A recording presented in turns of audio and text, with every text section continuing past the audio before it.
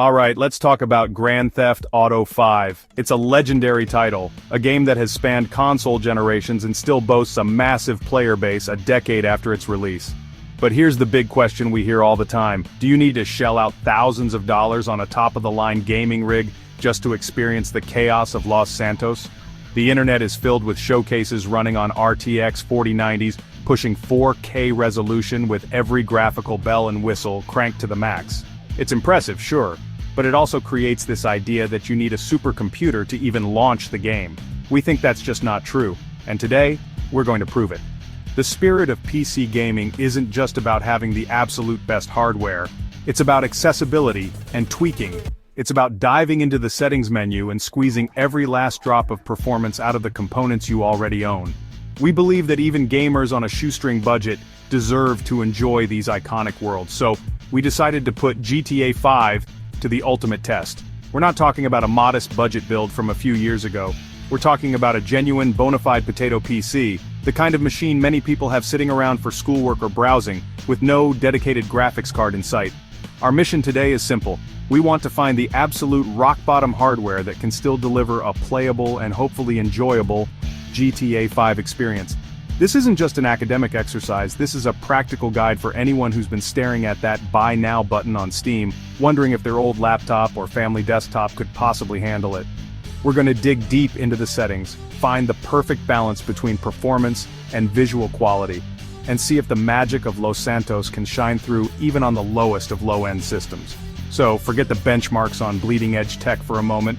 This journey is for the everyday gamer, the student, the budget-conscious enthusiast who wants to join the fun without breaking the bank. We'll show you exactly what to expect, from the gritty details of the graphics menu to the real-world feel of a high-speed police chase when your hardware is screaming for mercy.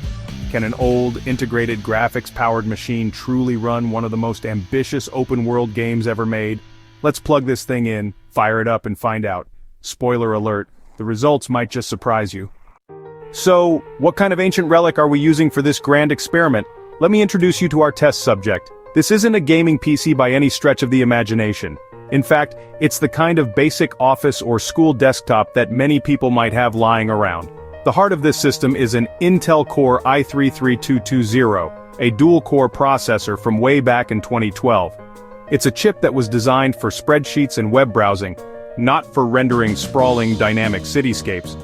It's the bare minimum we felt could even attempt to run the game without immediately crashing.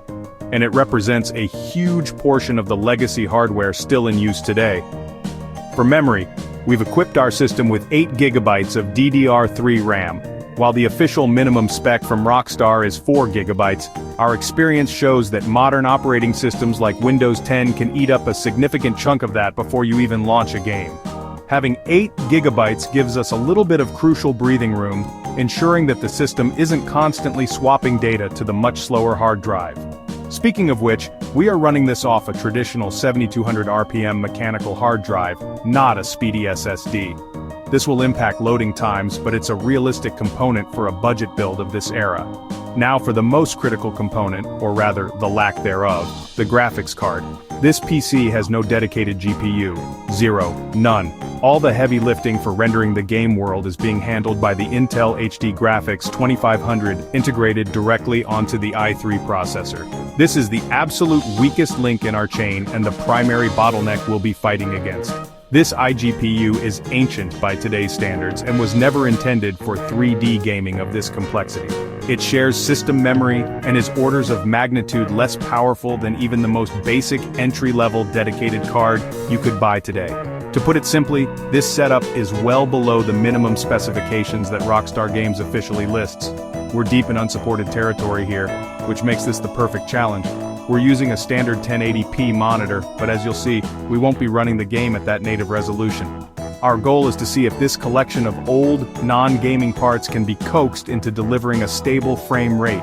This is the ultimate test of game optimization and a real-world scenario for countless gamers looking to play on what they've got. Okay, now for the most important part, the settings. If you just install GTA 5 and hit play on a machine like this, you're going to have a bad time. We're talking a slideshow, not a game. The key to making it playable is a surgical strike on the graphics menu. First things first, the resolution. Forget 1080p, forget 720p, you need to drop it down to the absolute minimum, which is 800 by 600. Yes, it will look blurry and pixelated, but frames win games, especially when you're fighting for every single one. This single change provides the biggest performance boost you can get. Next, you need to turn off anything that adds visual flair at the cost of performance. Set DirectX version to DirectX 10. It's older and less demanding than DX11. Turn VSync off. We need every frame we can get, even if it means some screen tearing. Now let's go down the list. FXAA, off. MSAA, definitely off. Population density, population variety, and distance scaling, all sliders must be set to the absolute minimum. These settings control how many cars and pedestrians are on screen and how far you can see, and they are incredibly demanding on the CPU and integrated graphics. Now for the textures and shaders. Set texture quality, shader quality, and shadow quality all to normal. This is the lowest setting available. Turn reflection quality to normal and reflection MSAA completely off. Water quality can also go to normal. Here's a critical one. Particle quality, set it to normal. During explosions and firefights, this setting can tank your FPS if it's too high. Grass quality should also be set to normal, as dense grassy areas are notorious performance killers. Soft shadows should be set to sharp, and post-FX should be turned down to normal. Finally, head over to the advanced graphics menu. These are the settings that can really bring a system to its knees, so we need to be ruthless. Long shadows, off. High resolution shadows, off. High detail streaming while flying, off. Extended distance scaling and extended shadows distance. Drag those sliders all the way to the left, turning them completely off. The frame scaling mode should also be turned off. After applying all these changes, you will need to restart the game. This configuration gives the integrated graphics the best possible chance to render a stable frame rate. With our settings dialed all the way down, it was time to dive in. Firing up the game and loading into free roam, the first thing you notice is, well, the 800 by 600 resolution. It's a blurry, pixelated world, a far cry from the crisp visuals you see in modern gameplay videos, but the crucial part is the frame rate. Standing still in a quiet area of Blaine County, our FPS counter hovered around a surprisingly stable 35 to 45 FPS. It's not buttery smooth, but it is absolutely playable. The game felt responsive enough to walk around, steal a car, and just explore the immediate surroundings, without feeling like a complete slideshow. Next, we pushed it a bit harder. Driving at high speeds through the city streets of Los Santos is where the system really starts to struggle. With more cars, pedestrians, and complex geometry to render, our frame rate dipped into the 20 to 30 FPS range. During intense moments like weaving through traffic with police in pursuit, we saw it drop as low as 18 to 22 FPS. This is where the experience becomes borderline. It's still controllable, but the input lag becomes noticeable, and aiming accurately becomes a real challenge. The world also has a lot of pop-in, with textures and objects appearing out of nowhere just a short distance ahead of you. We then jumped into one of the early story missions, Franklin and Lamar, which involves a car chase and a shootout. During the driving portion, the performance was similar to our free roam test, hovering in the mid-20s. When the shootout began, the particle effects from gunfire and the additional character models on screen pushed the frame rate down to a consistent 20 to 25 FPS. It was tough, and we definitely missed a few shots that we would have landed on a better system, but we were able to complete the mission.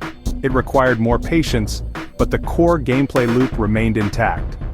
Overall, the gameplay experience is a massive compromise. You lose all the stunning visual fidelity that makes Los Santos so immersive. Sunsets are just colored blobs and distant mountains are low-poly shapes. However, the core mechanics, driving, shooting, and exploring, still function. The performance is inconsistent, soaring in quiet rural areas and plummeting during chaotic city scenes. It's a constant battle, with the FPS counter bouncing all over the place. But the fact that it runs at all, and that missions are completable, is a testament to how well-optimized GTA V actually is at its core.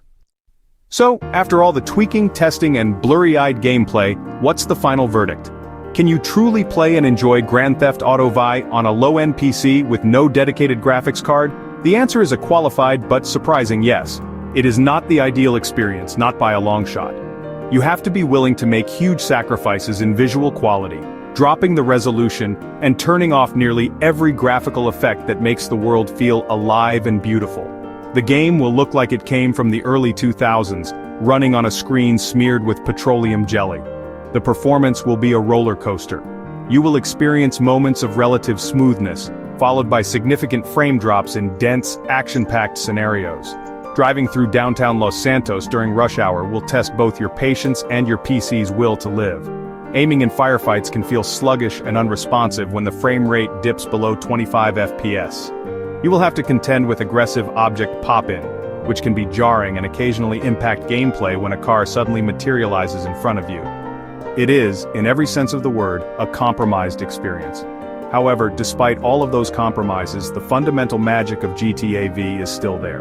The missions, the characters, the story, the sheer fun of causing chaos in a massive open-world sandbox, all of that remains intact. If your primary goal is simply to experience the game's content, and you don't have the budget for a new PC, this is a viable path. You can complete the entire story mode.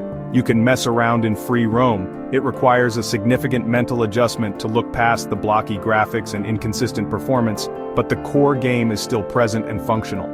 Ultimately, this experiment reaffirms a core belief we have here at Linus Tech Tips: PC gaming is for everyone.